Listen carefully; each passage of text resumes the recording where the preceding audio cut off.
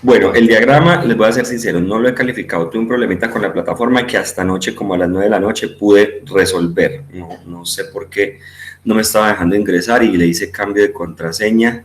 Hasta ayer me pude poner al día. Entonces, espero entre hoy y mañana calificar los diagramas y hacer la retroalimentación de hoy en 8 que vamos a estar presencial para que nos quede más claro el tema del diagrama. ¿Listo?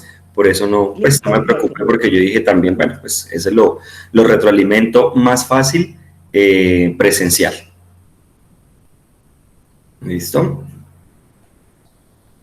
Listo, profe, gracias. Bueno, chicos y chicas, entonces, no sé si haya más dudas o inquietudes o están de acuerdo pues con esa metodología para que trabajemos hoy. La idea entonces es que avancemos sobre el documento 1 y el documento 3, 2, documento 2 es súper corto y ustedes ya lo conocen, realmente es sobre contenedores. El documento 3 era el de diagrama de flujo, pues que ya lo vimos la semana pasada, y el documento 4 sería el que vamos a ver en esta segunda conexión del día de hoy. Es un documento bastante larguito, pues traté de resumirlo, eso es de un manual muy grande que también les voy a compartir para que tengan ustedes pues como material para ustedes, pero lo resumí en una presentación, está bastante extenso. La idea es que después de que nos desconectemos de acá, hagan una lectura de ese material para que abordemos o despejemos las inquietudes en esa segunda conexión. En la tarde, como les digo, van a desarrollar el taller propuesto para el día de hoy y no vamos a hacer evaluación del ser hoy. Dentro de 8 días tenemos clase presencial, entonces vamos a continuar con nuestro proceso de ejercicios de conversión de unidades y de pronto 1 o 2 temas adicionales teóricos. De hoy en 8 días tenemos el primer examen. Ese primer examen lo voy a colocar en la plataforma para que en la tarde del sábado, como ya no vamos a estar presencial, lo puedan presentar tranquilamente en la plataforma. ¿Listo?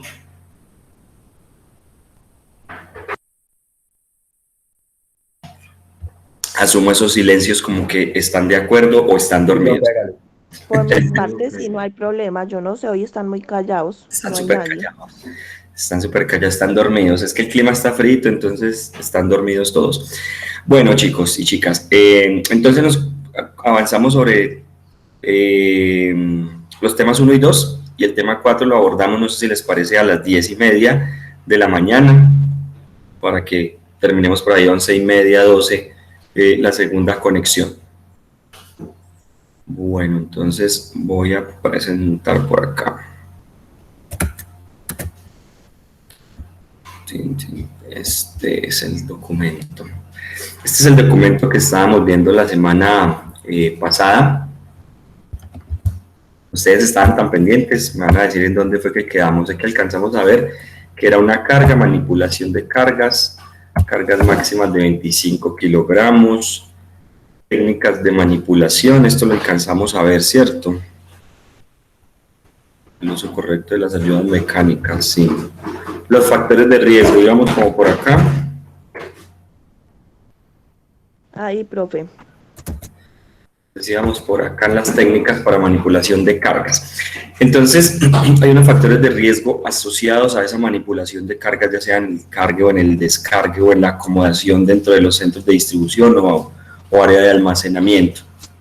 Hay que tener en cuenta las características propias de la carga, ¿cierto? Porque alguna es pues carga regular, otra es carga granel, entonces hay que tener en cuenta esas características propias de la carga, el esfuerzo físico necesario que se requiere para hacer esa manipulación, las características del medio de trabajo, entonces la iluminación, los desplazamientos, el piso, las condiciones del piso, las condiciones también atmosféricas de frío, calor, en fin, todas esas características del medio de trabajo donde estamos desarrollando ese cargue o descargue de la mercancía. También las exigencias de la actividad que estamos realizando. ¿A qué hace referencia estas exigencias de la actividad? Si requiere un mayor grado de concentración, si son actividades repetitivas o movimientos repetitivos para cargar o descargar un vehículo, y por supuesto los factores individuales de riesgo. Creo que lo alcanzamos a decir en la clase pasada. Esos factores individuales de riesgo, como por ejemplo pues, condiciones físicas de la persona, si tiene alguna lesión, si está enferma, ¿cierto? El peso también y el tamaño de la persona que está desarrollando esa manipulación de la carga. Entonces, esos factores de riesgo están asociados, por supuesto, al cargue y al descargue de la mercancía. Hay unas características que tiene la carga por sí sola. Entonces, cuando una carga es demasiado grande o demasiado pesada, eso es una característica propia de la carga que hay que tener en cuenta al momento de su manipulación. El volumen o tamaño de la misma, entonces si es difícil de sujetar, si tiene asas o agarraderas, como comúnmente lo llamamos, o si tiene que sujetarse de alguna manera en particular para poderla manipular debido a su volumen. Que esté en equilibrio, entonces hablábamos del punto de equilibrio de la carga, entonces que esa carga esté en equilibrio para poder manipularle, pues que no genere un riesgo al desplazarse o al desplomarse o rodarse. Por lo general esto sucede con los bidones, cilindros, toneles, en fin. También es una de las características es que esté colocado, esté puesta de tal manera que se sostenga y pueda manipularse a la distancia del tronco o a una torsión o inclinación del mismo. ¿Qué quiere decir? Que la carga esté colocada, por así decirlo, de tal manera que el esfuerzo mínimo de torsión del tronco o la inclinación sea mínima, ¿sí? También una de las características con respecto a su aspecto exterior o su consistencia puede ocasionar lesiones al trabajador, ¿sí? En casos de golpes o en casos de rodamientos y demás. Sucede mucho, por ejemplo, con carga que está puesta en sacos, pues es una carga que fácilmente cambia su, por así decirlo, su centro de gravedad y su forma, entonces tiene que estar colocada de una manera tal que no modifique tanto su forma y que sea fácil de manipular. Y también es importante tener en cuenta el esfuerzo físico que se requiere dependiendo de esas características de la carga, ¿sí? Entonces el esfuerzo físico siempre es muy importante, es demasiado importante tener en cuenta cuál es el esfuerzo físico que debemos aplicar para poder manipular esa carga, ¿sí? No puede realizarse más que por un movimiento de torsión o flexión del tronco. ¿Qué quiere decir eso? Que cualquier otro movimiento adicional a una torsión o una flexión del tronco puede derivar en una lesión. Por ejemplo, cuando estiramos demasiado las extremidades para alcanzar una carga o para alzarla, sencillamente se debe hacer por torsión, que es este giro hacia los lados, o por una leve flexión del tronco para poderla levantar o para poderla bajar. Puede acarrear pues obviamente en movimientos bruscos de la carga si hacemos un esfuerzo físico innecesario. Por ejemplo, vuelvo al caso de los sacos. Si yo hago un mal movimiento, puedo generar que la carga se mueva de una manera brusca que puede terminar en una lesión. Se debe realizar mientras el cuerpo está en posición inestable, entonces, estable, ahí hay un error. Se debe realizar cuando el cuerpo está en una posición estable. ¿Qué quiere decir? Que yo esté bien, como decimos, bien parado para poder hacer ese movimiento con la carga. Y se debe alzar o descender, la podemos alzar o bajar con necesidad de modificar el agarre. Entonces, tener en cuenta cuáles son los puntos de apoyo o de agarre para poder manipular esa carga. ¿Listo? Características del medio de trabajo también es importante tenerlas en cuenta. Por ejemplo, que el espacio sea libre, las vías de acceso por donde yo voy a desplazarme con esa carga. Cuando son espacios pues verticales, es importante tener en cuenta que no haya nada alrededor para poder bajar o subir esas cargas. El suelo irregular, como les decía, pues el suelo inestable, irregular, puede dar lugar pues a lesiones, a tropiezos, a resbaladas, según el calzado pues que tenga el trabajador, o también muchas veces en las mismas maquinarias, en las montacargas, puede generar algún tipo de accidente. Cuando estos medios de trabajo no están bien, digamos, bien definidos o bien organizados, pues no va a permitir una excelente manipulación de la carga, ¿sí? Si, por ejemplo, hay algo atravesado en el trayecto desde donde yo hago el descargue hacia el área de almacenamiento, pues esto no va a permitir una fluidez en la manipulación de la carga. Esto parece como muy coquito, pero muchas veces esto se nos pasa por alto, ¿listo? El suelo o el plano de trabajo presentan desniveles que implican una manipulación de la carga a niveles diferentes. Entonces, cuando hay escaleras, es mucho más fácil cuando son áreas planas, cuando los centros de distribución o almacenamiento son planos. Por eso hace 8 días hablábamos también de las plataformas para carga y descargue que ya son hechas al nivel o a la altura del vehículo donde viene cargado, que viene cargado con el material, ¿cierto? Para evitar precisamente esos desniveles. Hay centros de distribución que son complejos, por ejemplo, el centro de distribución de Bavaria, que yo estuve mucho tiempo en Bucaramanga, es un centro de distribución en una montaña, entonces todo es con ángulo de inclinación y con gradas, entonces son centros de distribución complejos, por eso ustedes ven, o vamos a ver de pronto en algún momento, en algún módulo, esas áreas de trabajo son planas por lo general. Cuando el punto de apoyo o el suelo es inestable, ¿sí? Cuando estamos haciendo un cargue que ya llamo la primera o segunda plancha y se torna inestable, entonces también es una característica del medio de trabajo, la temperatura, la humedad o la circulación del aire, pues cuando son inadecuados para generar esos cargues y descargues. Esto obviamente afecta esa manipulación, afecta ese cargue o descargue, de ahí pues a una mala acomodación en los vehículos o descargándolo también, por supuesto, que deriva en lesiones en el operario.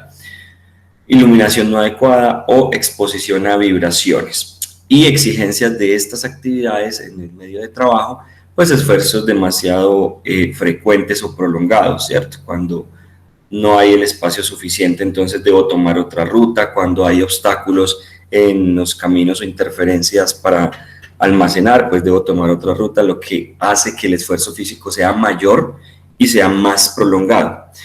Periodos insuficientes de reposo del cuerpo, por supuesto, entonces es algo que ustedes deben tener en cuenta también cuando vamos a hacer un cargue o un descargue de un vehículo, tener en cuenta nuestra cuadrilla de operarios, cómo se van a rotar para hacer ese cargue cuando es demasiado grande.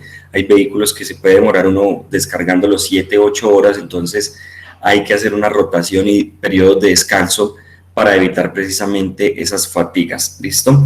Distancias demasiado grandes, descensos o elevaciones para la manipulación de ese transporte.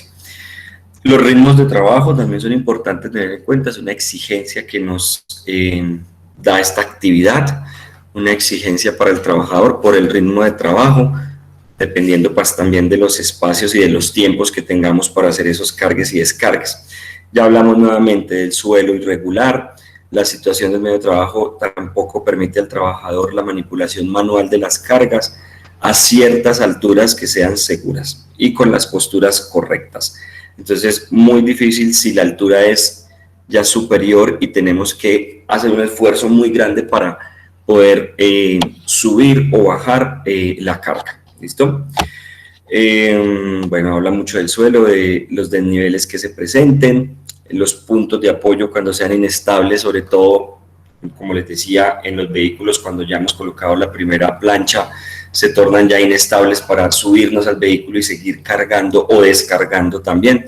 La temperatura también es una exigencia, pues un factor que aumenta la exigencia para la manipulación de esa carga. Iluminación adecuada y también la exposición a vibraciones. Entonces, existen estos factores de riesgo en la manipulación de las cargas. La falta de aptitud física para realizar la tarea. Entendemos que es la aptitud, ¿cierto? El término aptitud, que es diferente a la actitud. La actitud puede que todos los operarios la tengan, que es como la energía, las ganas de poder realizar la operación. La aptitud es la destreza que ellos tengan para realizarla, la aptitud física para realizar la tarea. Entonces, esa falta de aptitud, que puede ser entrenamiento, adiestramiento, capacitación, esa falta de aptitud, pues es un factor de riesgo.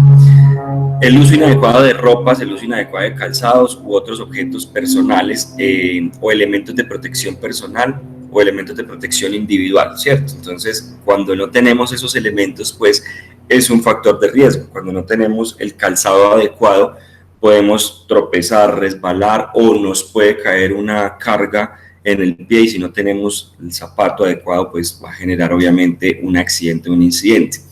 El poco conocimiento, poca formación de cómo hacer la manipulación de las cargas y patologías dorsolumbares. ¿Qué quiere decir esto? Que tengan alguna prescripción, alguna restricción, mejor, una restricción para poder manipular ciertos pesos. ¿Listo? Esto ya lo habíamos visto, ya me acordé. El peso máximo en general, 25 kilogramos para hacer manipulación de cargas, ya habíamos hablado, para una mayor protección en el caso de mujeres, de jóvenes y personas mayores de edad entre 15 kilogramos con un factor de corrección de 0.6 y para trabajadores entrenados su peso máximo es de 40 kilogramos con un factor de corrección de 1.6. Esto sí, ya lo habíamos visto. Acá pues vemos el ejemplo de cómo se hace esa manipulación de la carga, la forma correcta e incorrecta de cómo se hace esa manipulación. ¿Listo? Entonces vean ustedes acá, lo único que estamos haciendo es como una leve inclinación, una flexión en las rodillas y una leve inclinación del tronco, ¿sí? No hay torsión porque la carga se encuentra frente al operario. Y en este caso, pues sí hay, aparte de la flexión de las rodillas que no es la correcta, hay una torsión del tronco y también un estiramiento de los brazos para poder hacer esa manipulación. O sea, está cometiendo 3 errores ahí. ¿Listo? Eso lo habíamos visto. Me acabo de acordar. ¿Cómo vamos hasta ahí, muchachos? ¿Ya se durmieron? ¿Ya desayunaron?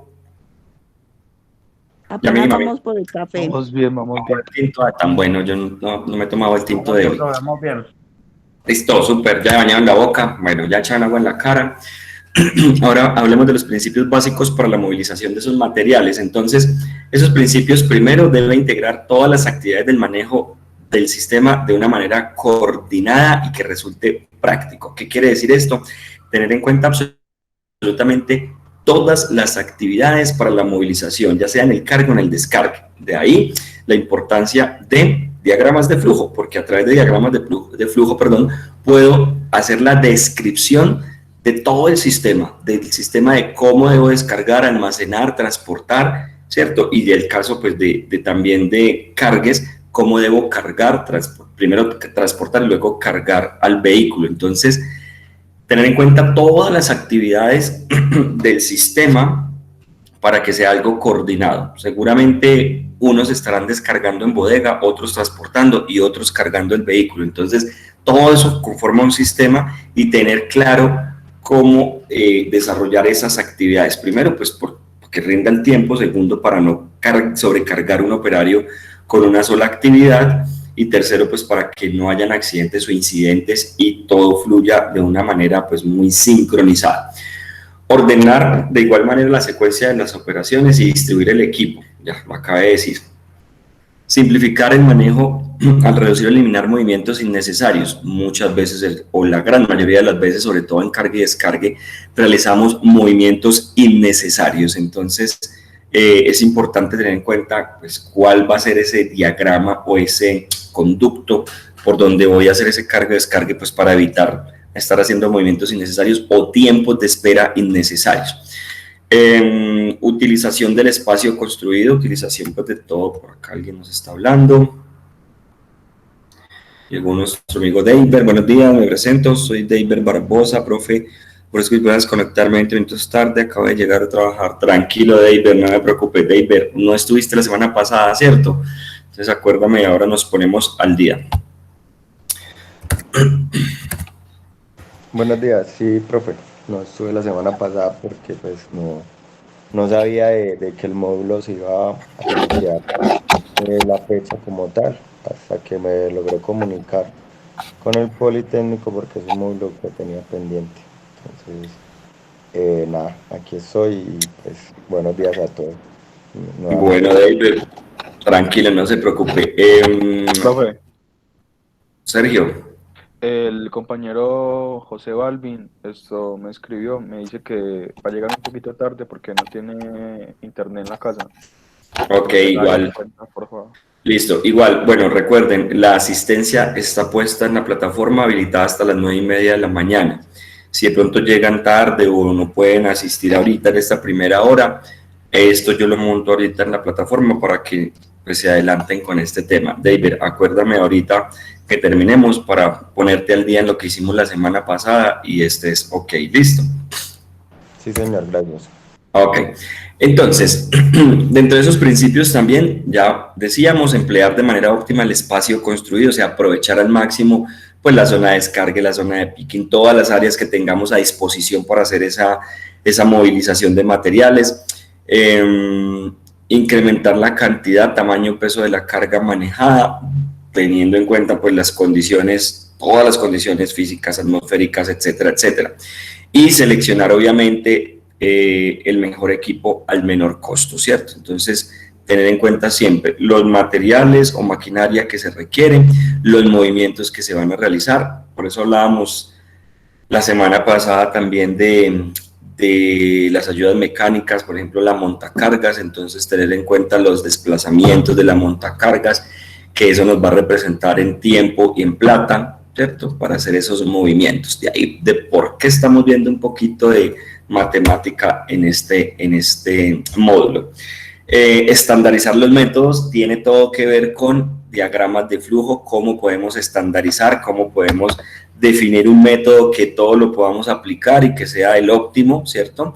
Emplear métodos y equipos que realicen varias tareas, planear el mantenimiento preventivo y programar las operaciones habituales. Entonces, esto también tiene que ver mucho con la planeación y mantenimiento de los equipos que vayamos a requerir. Movimiento de los materiales en trayectoria directa de ser posible, que quiere decir que sean línea recta y que no tenga que desviarme o parar en algún momento con la carga que estoy movilizando. Vuelvo al tema de los obstáculos, al tema de tener que desplazarnos en culebrilla, por decirlo así, en centros de distribución para poder cargar el vehículo. Movilización de los pesos, por acá llegó María Camila, movilización de los pesos más grandes o más altos en las distancias más cortas, ¿cierto? Entonces, este también es un tema de acomodación, pues no nos impacta directamente en este módulo, pero sé que lo vieron o lo van a ver, entonces es un tema también de cómo acomodamos el material o las cargas dentro del centro de distribución para que sea más fácil ese desplazamiento.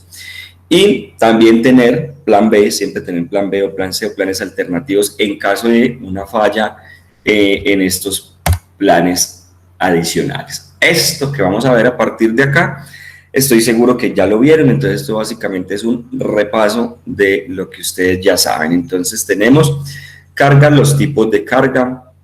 Bueno, ya dijimos, la carga es todo el conjunto de mercancía protegida por un embalaje y que facilita su movilización.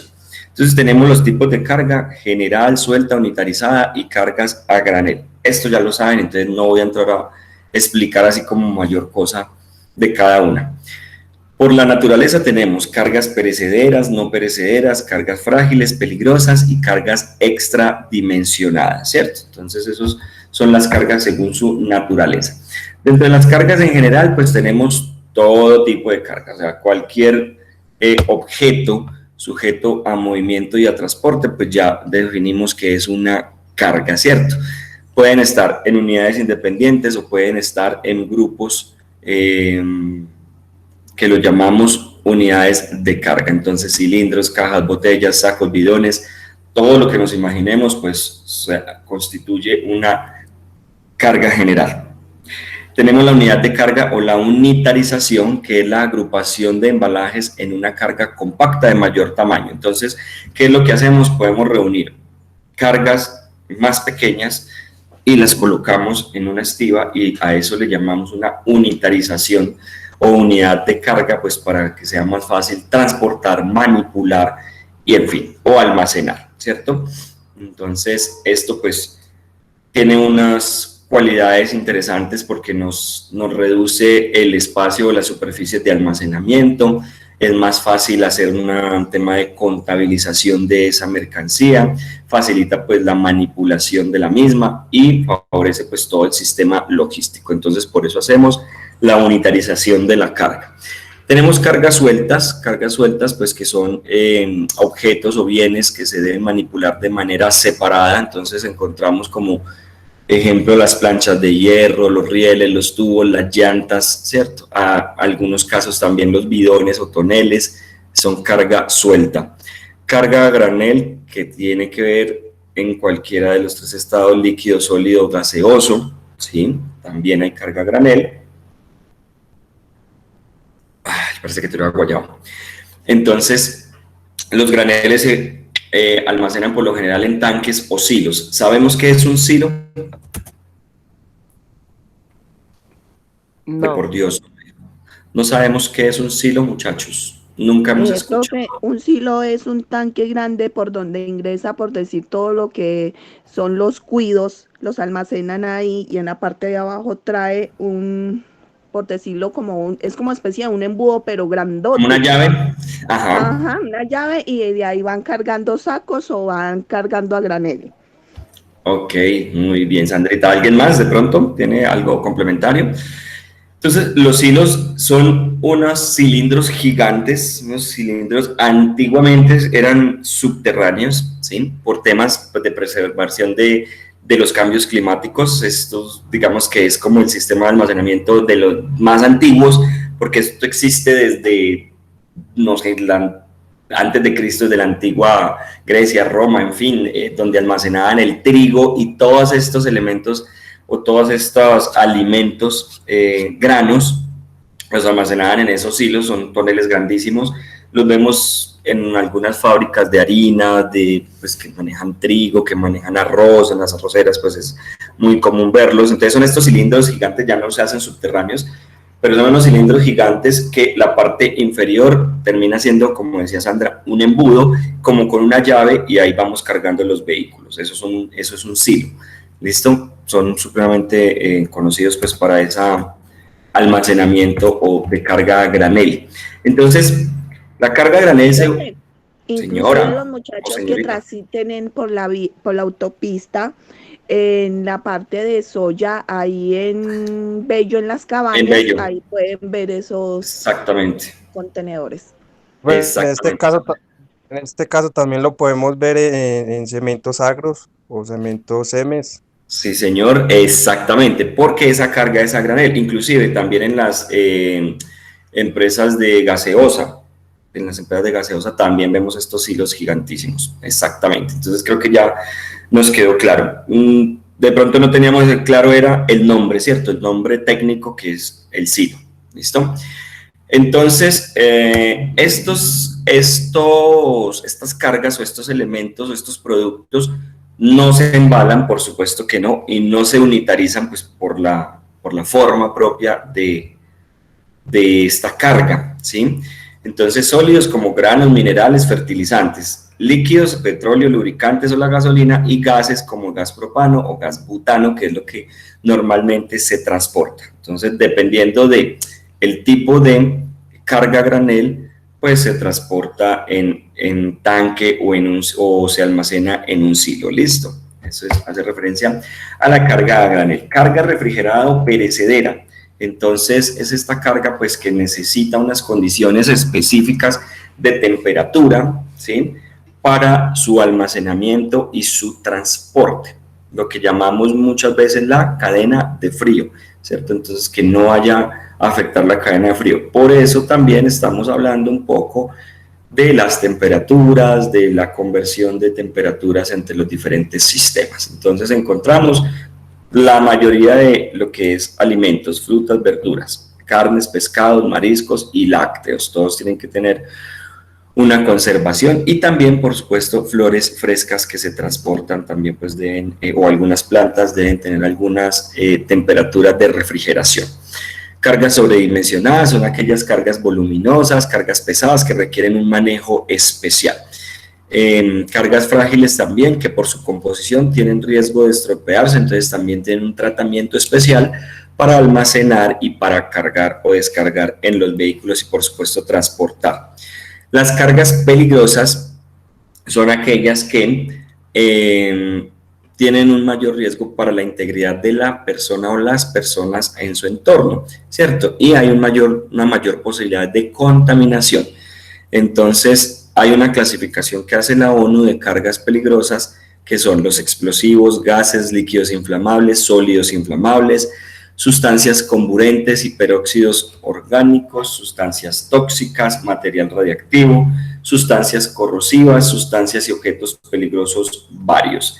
Y ellas tienen también una pictografía, una simbología muy particular que sé que la hemos visto si vayamos en carretera, si no trabajemos en términos de logística. En carretera hemos visto algún tanque con la simbología de peligroso, de las alertas, de pronto de la calavera, en fin, de la llama, de toda esa pictografía que también van a ver ustedes para entender cuál es la diferencia entre unas cargas y otras. Esto, pues no me estoy deteniendo al detalle, vuelvo y lo repito, porque sé que seguramente esto ya lo vieron en su primer semestre, o si no lo han visto, díganmelo ahora o callen para siempre, y el que diga que no, es un mentiroso. No, mentiras.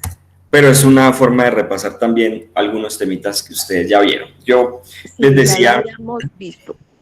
Ok, yo les decía la semana pasada, hay muchos temas que nos van a parecer como que otra vez estamos viendo esto, pero tiene que ver, obviamente, al hablar de carga y descargue, tenemos que hablar de unitarización de carga, de los tipos de carga, en fin, para poder hablar de cómo hacer ese cargue y ese descargue.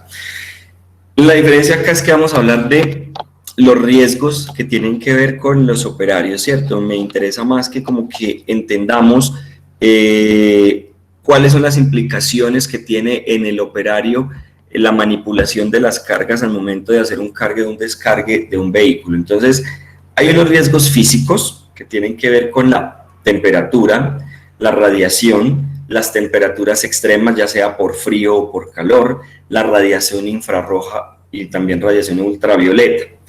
Existen riesgos biológicos. Esto no lo voy a profundizar porque esto va a ser parte del taller.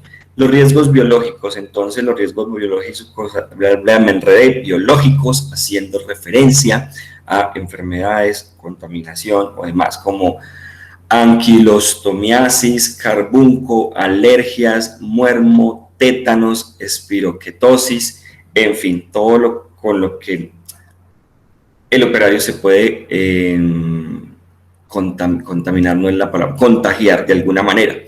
Muchas veces se sufren de ciertas alergias por humedad, por calor o por la misma manipulación de la mercancía. Por ejemplo, yo tuve un operario que desarrolló una alergia en los brazos y era como por la humedad y el hongo, no sé cuál es la palabra técnica realmente, que expedía la cerveza, la cebada.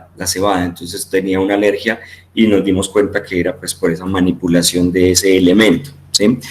Los riesgos químicos, algunas veces por inhalación de polvos, vapores, líquidos o disolventes. Y riesgos ergonómicos, no los toco acá porque eso va a ser parte de su taller. Entonces, dentro de los riesgos ergonómicos, pues por posturas, por malas manipulaciones, bueno, ahí les estoy soplando de alguna manera. Entonces eso va a ser parte del tallercito que ustedes van a desarrollar el día de hoy, ¿listo? En averiguar más sobre esos riesgos ergonómicos en la manipulación de mercancía. En general, no tiene que ser, obviamente, muy al detalle esos riesgos ergonómicos. ¿Listo, muchachos? ¿Claros hasta ahí? Esto sí ya me lo pueden explicar ustedes porque esto sí es lo primero que uno ve. La unidad de carga, entonces ya habíamos hablado que es reunir o agrupar diferentes artículos para poder manipular de una manera mucho más fácil, almacenar y transportar. ¿Listo? El término también se utiliza para describir un único y gran artículo destinado para el mismo fin. Por ejemplo, tenemos un solo artículo que debemos unitarizar por su volumen o por su tamaño. Entonces decimos que unitarizamos ese artículo. Hay un UCE, que es la unidad de carga eficiente, y esta está constituida por la agrupación de diferentes artículos para facilitar el transporte y la manipulación en las unidades de consumo. Entonces, esta unidad de carga eficiente se le dice de esta manera cuando se va a optimizar tanto el transporte como el almacenamiento y la manipulación. ¿Qué diferencia hay, profe, entre la unidad de carga y la unidad de carga eficiente? Por lo general, en la unidad de carga estamos hablando del mismo producto o artículo o material. La unidad de carga eficiente es cuando podemos reunir diferentes artículos o materiales en una sola unidad. Por eso la hacemos eficiente. Si me hago entender, quiere decir que tengo, no sé, cajas de atún.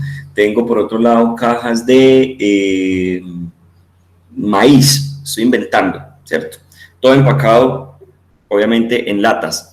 Entonces, yo no voy a hacer una unidad de carga para el atún y otra unidad de carga para las latas de maíz. Entonces, ¿qué es lo que hago? Hago una unidad de carga eficiente en la misma estiba para que sea más fácil de manipular y transportar. ¿Sí me hago entender con esa idea? Espero que sí. Espero que no se hayan dormido. Existe una unidad de carga homogénea. Entonces, cuando se componen estos embalajes y tienen las mismas dimensiones y formas, esta es la homogénea, o sea, cuando está todo cuadradito como muy estructurado. Wilmar, tienes por ahí el micrófono abierto, ¿nos quieres decir algo?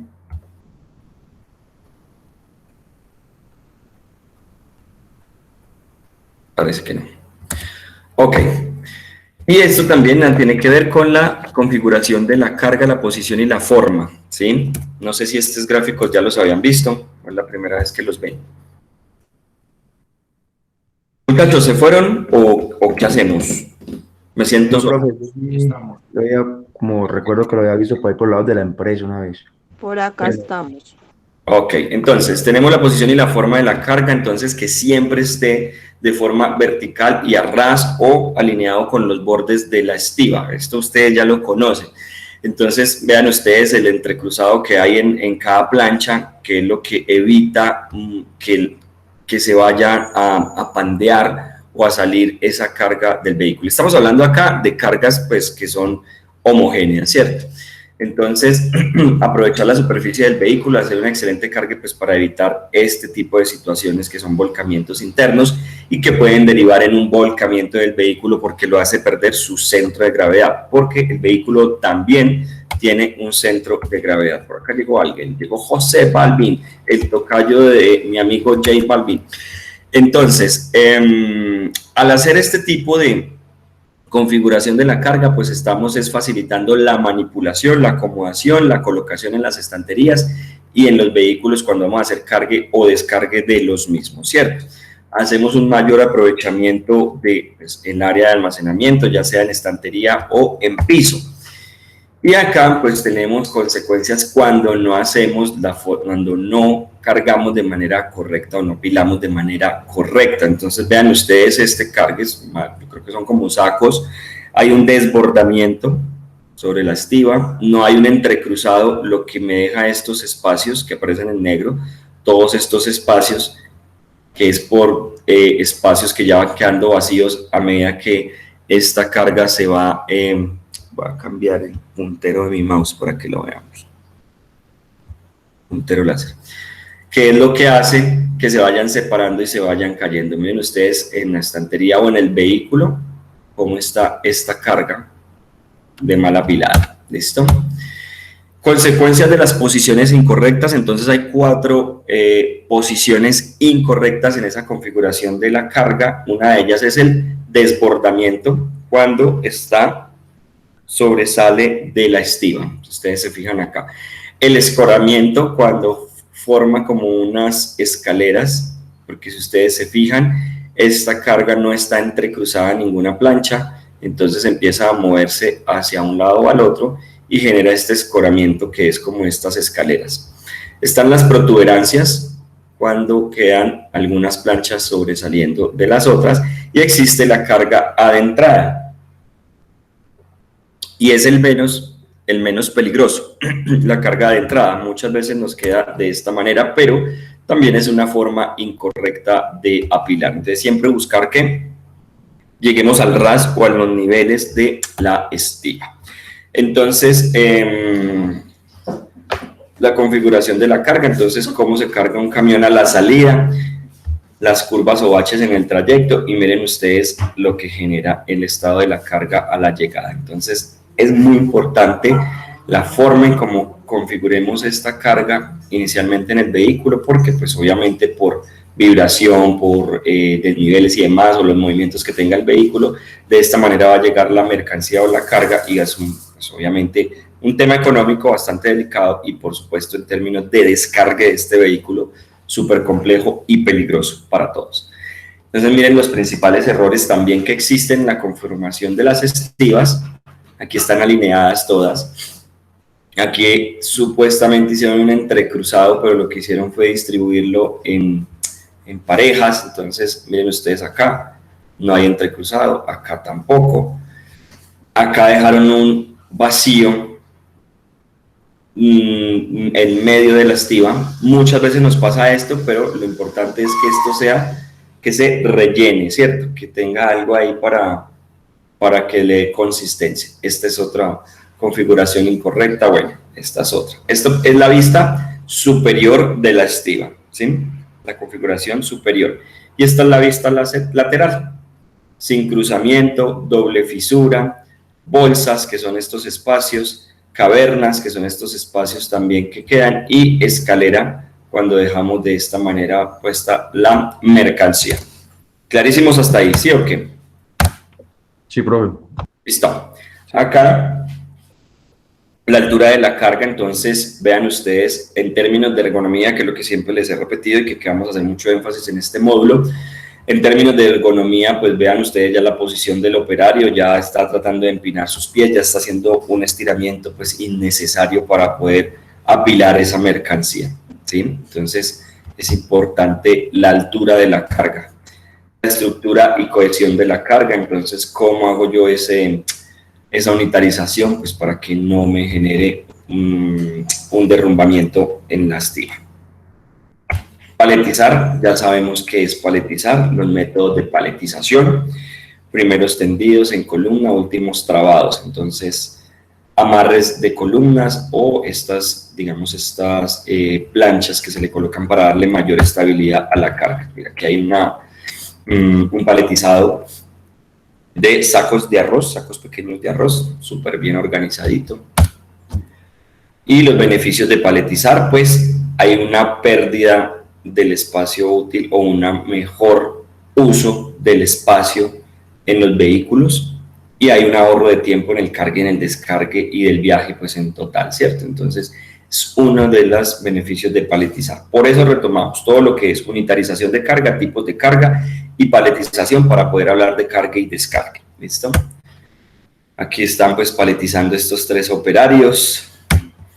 Y también las estivas, esto también ya tuvieron que haberlo visto, ¿cierto? Tipos de estiva, dimensiones de las estivas, como para que no andemos acá. Listo, entonces también recuperación de estivas en algunos casos. Listo, muchachos, este documento era un poquito robusto, pero teníamos que verlo completo. Vamos a ver clases de contenedores. Esto lo quiero hacer hacia vuelo de pájaro porque ustedes ya conocen este tema también, solamente como para que hagamos un recorderis. Una retoma. Las clases de contenedores sí no lo vimos bien. Ok, María Camila por acá nos levantó la mano. María Camila, cuéntanos. Profe, no, es que es desde el computador, soy yo, Natalie, porque se me cerró el celular. Ah, ok, Natalie. Listo, Profe, listo. Tengo una pregunta antes de Contame. pasar. En el tema de salud ocupacional, ¿cómo se puede medir esos movimientos que hacen extra los operarios, como en la imagen anterior, que es el esfuerzo que hacen al empinarse? Es decir, uno cuando está montando, por ejemplo, en mi caso que montamos rollos, uno a veces por pereza no se monta la escalera y el esfuerzo es muchísimo. Eso ¿cómo hace uno para medirlo exactamente? ¿Cuánto se puede hacer al día? No se debe hacer nunca. No se debe hacer nunca. Pues obviamente, pero si uno lo haría, ¿cómo enmarca uno la salud ocupacional dentro de la ley? Tendríamos que entrar a mirar la norma de seguridad y salud en el trabajo, ¿sí? Y para ese tipo de actividades que, digamos, hay actividades que sabemos que son riesgosas, pero que sí o sí hay que hacerlas porque no hay otro método existente en este momento que nos lo reemplace. Si existe otro método, nada que hacer. Pero si no existe, quiere decir que sí o sí tenemos que empujar el rollo y hacer un esfuerzo físico mayor, ¿cierto? Eso es lo que tú me quieres decir, porque no hay otra manera de hacerlo. Estoy inventando, no hay otra manera de hacerlo y hay que hacerlo de esa manera. Entonces, lo que se debe hacer es un plan de trabajo donde el operario realice esa actividad por ciertos periodos y tenga periodos de descanso. Voy a inventar porque tendríamos que regirnos muy bien a la norma y esto lo puede resolver más fácilmente una persona pues, de salud ocupacional, por supuesto. Va a hacerlo durante 40 minutos y va a tener un periodo de descanso de 10-15 minutos. Siempre se debe hacer de esa manera, ¿sí? Digo 40 minutos, pero pues hay que tener en cuenta el peso de ese rollo que va a manipular. Si la persona va a durar 20 minutos empujando un rollo gigantesco, pesadísimo, pues obviamente su periodo de recuperación físico va a ser mayor a 10 minutos, ¿sí? Y obviamente si eso tiene que hacerlo 15, 20 veces al día, pues en la número 10 ese operario va a estar estalladísimo. Entonces es importante o rotar los operarios. Entonces tengo que manipular 20 rollos que pesan 50 kilogramos, pues tú lo vas a hacer en la primera ronda y cambiamos con otro operario. Es la forma, o sea, es de manera general, es como el método más cómodo para evitar, y lo digo entre comillas, lesiones mayores. Gracias. Ok. Entonces veamos contenedores. Clases de contenedores. Bueno, entonces vamos a ver de manera general las clases de contenedores. En los ejercicios matemáticos nos van a aparecer las dimensiones de los contenedores porque con ellos vamos a trabajar, porque vamos a cargar contenedores, ¿sí o qué?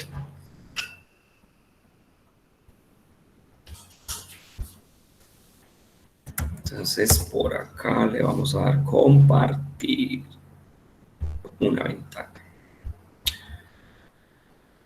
Listo, entonces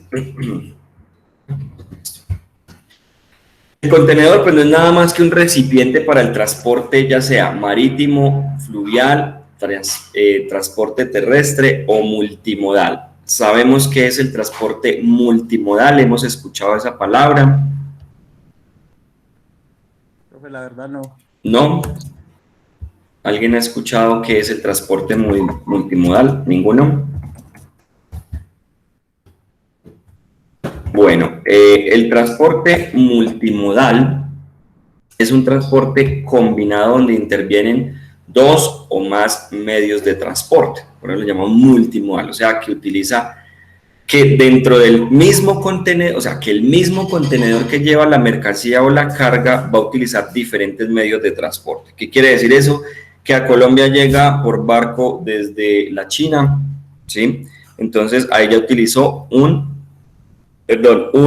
sistema de transporte que es el marítimo, pero al llegar pues a puerto, de acá ese mismo contenedor, que no hay cambio, el mismo contenedor se va a transportar por vía terrestre. A eso le llamamos multimodal. Entonces, los contenedores se utilizan para cualquier tipo de transporte, marítimo, terrestre, aéreo o multimodal, ¿listo? O fluvial, pues fluvial hace referencia al mismo marítimo, ¿listo?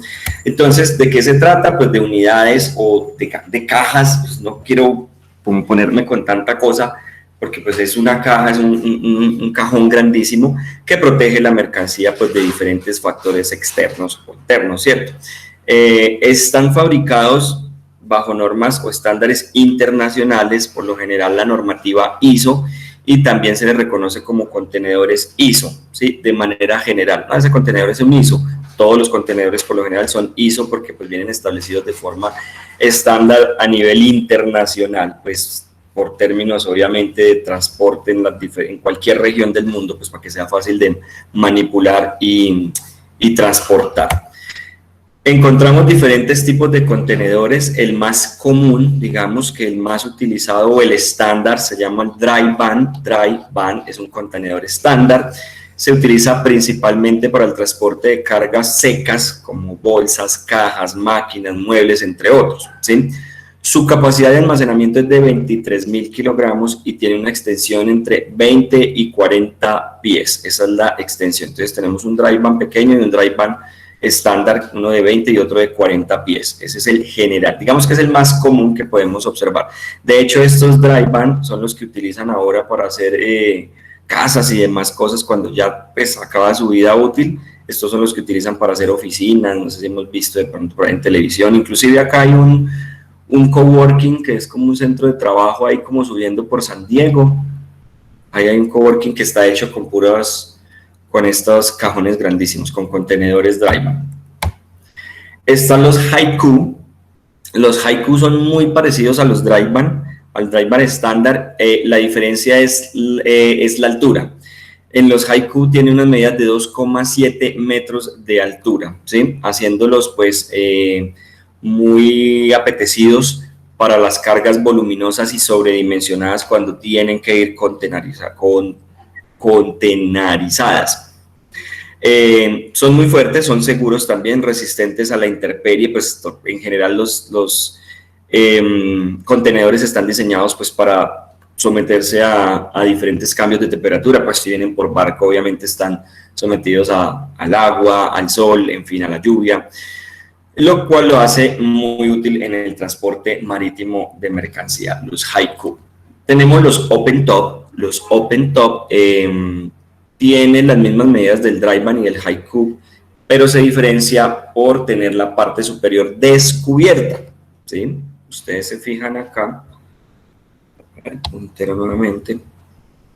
Si ustedes se fijan, no tiene, pues el techo, o no tiene techo, mejor dicho, es descubierto, pues con el propósito de transportar esa mercancía que sobresale las características de tamaño. Hay mucha mercancía que requiere obviamente que esté en un contenedor, ¿sí? Pero puede sobresalir. Voy a inventarme una máquina, una retro podría ir acá. Tamaños como máquina. Señor, dígame, cuéntemelo todo. En esos también han cargado como el carbón. Exactamente, muy bien, Ubernay. Hay una grúa hidráulica que alza totalmente el vehículo con el contenedor. Exactamente, muy bien. Profe, en esos también podemos encontrar que no carecen de paredes laterales. No, el open top solamente es el techo. Ya vamos a ver otros tipos de contenedores que se les abren las paredes laterales, ¿listo? Este es solamente el techo y obviamente pues la puerta donde se hace el cargue. Ok. Entonces, maquinaria, vidrios, madera, entre otros, pues que sobresalen por la parte superior. Este contenedor es el ideal. Estos pues no son tan comunes, tan frecuentes encontrarlos, entonces son un poco más costosos porque pues obviamente no hay muchos en el mercado, sobre todo en países como Colombia, pues no hay mucho, sobre todo en el interior del país, lo vemos más hacia los puertos, ¿sí? Hacia Buenaventura, hacia La Guajira, vemos este tipo de contenedores.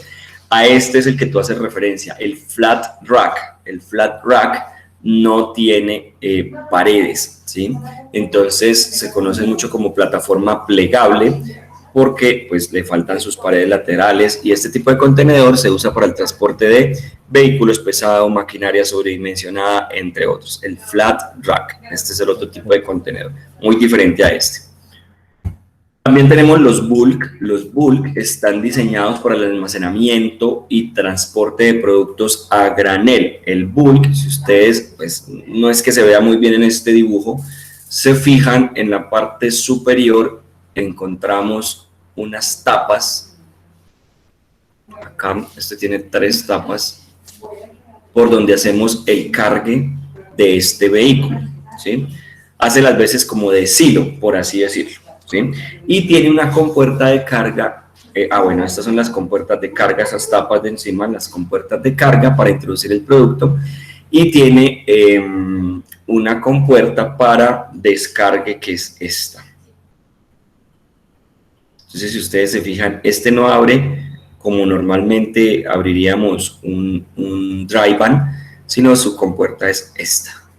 De resto viene completamente cerrado. Entonces cargamos y por acá la compuerta de descarga. Su principal uso, pues, en transporte de productos a granel, azúcar, harinas, químicos, en fin, en granos en general, ¿cierto? Entonces no hay mayor ciencia con el bulk.